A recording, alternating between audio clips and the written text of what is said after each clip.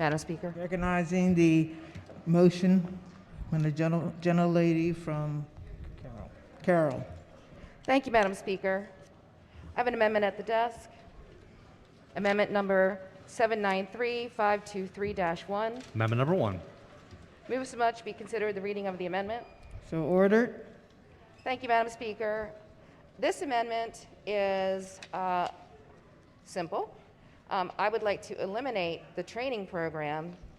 Instead, we should use this funding to create the Premature Marylanders Hope Fellowship within the University of Maryland Medical System to expand the Neonatology Fellowship Program and provide monetary bonuses to graduates of this fellowship who spend at least 5 years practicing in underserved areas of Maryland. Why is this important? I'll tell you why this is important. It's personal to me. My niece, at 24 weeks pregnant, a young woman in her 20s, the very picture of health to look at her, was pregnant with her first child. At 24 weeks, and a little prior to that, she started having some terrible health issues.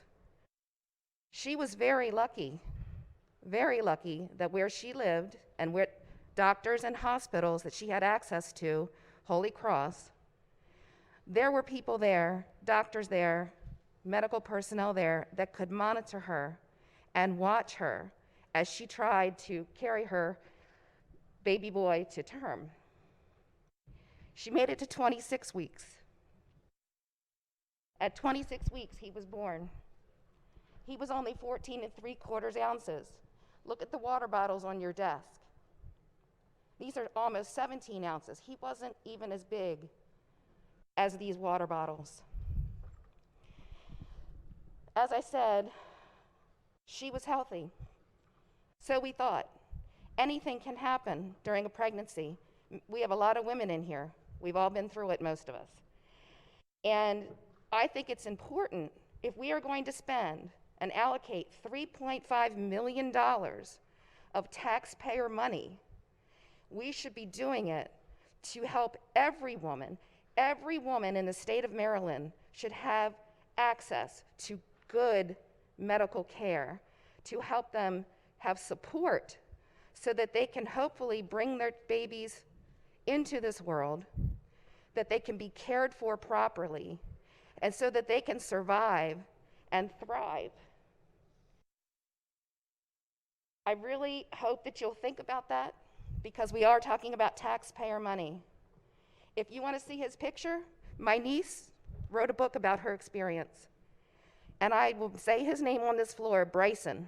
My nephew, Bryson Follmeyer, is now a healthy, thriving 2-year-old. He is no longer on the preemie list. And again, it's personal to these families. These tiny people in utero are people. He was my nephew before he was born. He had a name. He was not a cluster of tissue.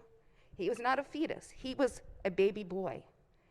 We have countless families across the state that could benefit from allocating $3.5 million a year to help save these babies and help these mothers and help these families be complete. So I please ask you to consider and vote for this amendment. Thank you. Speaker, no one, I think, probably in this room knows more about the intricacies of the budget process than my friend from Baltimore City, the chair of the committee. But all I will say about the issue raised is this: where we spend our money is where our priorities lie.